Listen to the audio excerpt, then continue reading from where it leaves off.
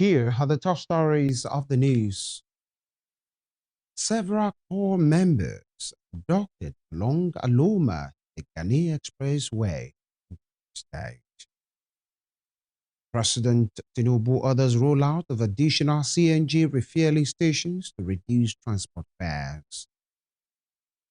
Good afternoon and welcome to Spring News at 12 on Western Spring Television. I am Femi Yo. Several members of the National Youth Service Corps Nysc were abducted on Wednesday along the Aloma Ghana Expressway in Ofu local government area. State. The Corps members were returning from the Nysc orientation camp in Kolokuma, Opokuma local government area of Bayelsa State when the incident happened. In a statement, spokesperson of the Kogi Police Command, Saliu Afusat, said the rescue operation was undertaken immediately after the kidnapping. Afusat said the operation resulted in the successful rescue of 11 abducted victims, including the drivers of the two buses. The Kogi police spokesperson said most of the rescue victims were identified as youth corps members. The police command said every available operational and intelligence resource is being deployed to rescue the remaining victims. Meanwhile, the Nigerian Democratic Congress presidential candidate Peter Obi has described the reported mass abduction and killing of residents in Bogu local government area of Niger State as an emergency requiring urgent government action. In a statement, the former Anambra State governor said a report of residents being attacked and abducted in their communities and places of worship should shake the conscience of every Nigerian and compel the government to act. He said the report indicated that as many as 600 people, mostly women, children, and elderly persons, might have been abducted, while the exact figure was still being verified. He called on the government to deploy intelligence-led security operations to rescue the victims, secure affected communities, and dismantle the networks allegedly enabling the attackers to operate. He also linked the reported difficulty in the initial rescue response to infrastructure challenges in the area, saying the police had cited difficult terrain and a collapsed bridge. The NDC flag bearer further urged the government to prioritize the safety of Nigerians over political considerations, warning that lives lost to insecurity could not be recovered. Troops of Sector 2, Operation Fasanyama, have rescued a kidnapped woman and disrupted a planned ransom exchange in Danko Wasagu local government area, Kogi State. The operation's acting spokesperson, Lieutenant Colonel Olani Yoshoba, in a statement said the operation followed credible intelligence on a planned ransom payment for the woman who was abducted from her farm last month. It disclosed that the troops swiftly mobilized to intercept the transaction, revealing that the terrorists attempted to engage the advancing troops after sighting them. According to him, the troops' superior firepower forced the criminals to retreat in disarray, leaving the hostage behind. He said the victim was found unharmed and had been safely transported to reunite with her family in Danko Wasagu local government area. He added that the troops further conducted a thorough exploitation of the terrorist withdrawal route to ensure that the area was fully secured before the returning to base. In other news, the Oromo Fokela Obadedokun Abolarin says though Washington State has not yet achieved its full potentials, the state has made tremendous progress. The monarch was speaking today on Western Spring Television's Morning Spring program as the state on Thursday marked 35 years since its creation. While reflecting on the state's journey, achievement, and the road ahead, Oba Abolarin said Osun State was a struggle of founding. But it depends on the way you look at it. Educationally, there are many universities now. Whether they are well-funded is another question.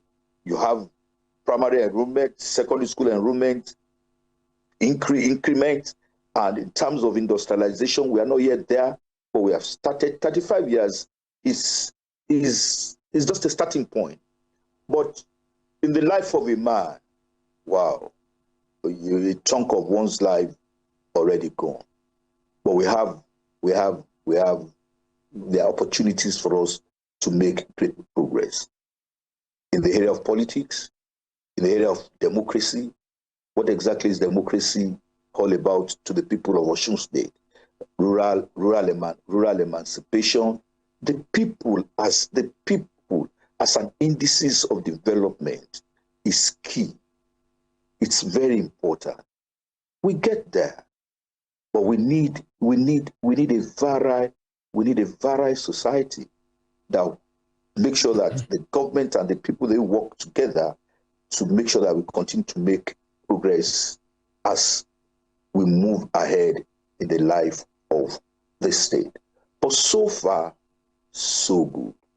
This is not the Osun of 1991 that we presently have. The room we have with their rooms for improvement, we can do better, but it's always a process. And I think the future is key. We need to start to train our children on what development is all about, on what responsibility is all about, on what accountability is all about, on what openness is all about. But so far, so good. So far, so good. We can do better. And that is what a process, nation building, is all. Still, in Osun State, Speaker of the State House of Assembly, Right Honorable Adewale Egbedun, has called on victims of election-related violence in the August 15 Guba election to present their cases before the state's Election Violence Relief Committee. Egbedun, who chairs the committee, stated this during the inaugural meeting held in the state. The Speaker noted that the mandate of the committee is to listen to victims, authenticate their claims, and ensure the benefit from the appropriate relief, adding that the committee begun collating some complaints from victims. He also assured the victims of Governor Ademola Adeleke's government support.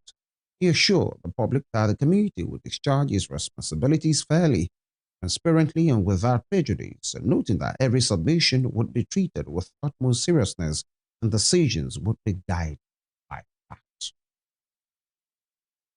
Moving on, President Bola Tinubu has ordered the rollout of an additional 500 compressed natural gas refueling stations nationwide. In a statement he personally signed, Tinubu said he was pleased with his discussion with members of the Nigerian Governance Forum on the initiative to reduce transport fares. The president said the NGF, on their own initiative, resolved to take measures to reduce the cost of transportation with a strong focus on leveraging the cost benefit of CNG and electric vehicles. Tinubu said the federal government is currently financing more than 100 gas projects, including 15 CNG mother stations and 86 daughter stations.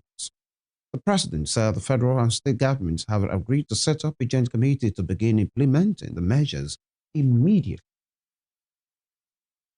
In the meantime, former Vice President Atiku Abubakar says the federal government should account for more than 600 billion naira set to have been disbursed to vulnerable Nigerians through his cash transfer program.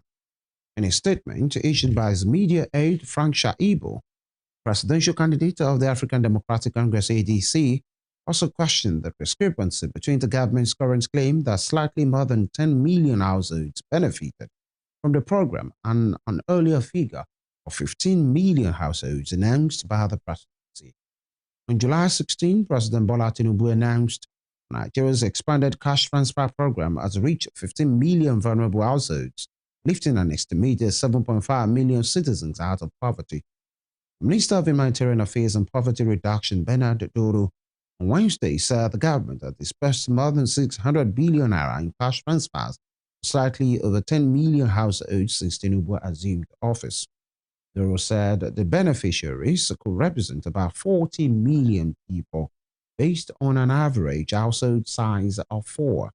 However, Tiku said the figures provided by the government are contradictory and raise questions about the problem. You're watching Spring News at 12 on Western Spring Television. We'll be right back. Great.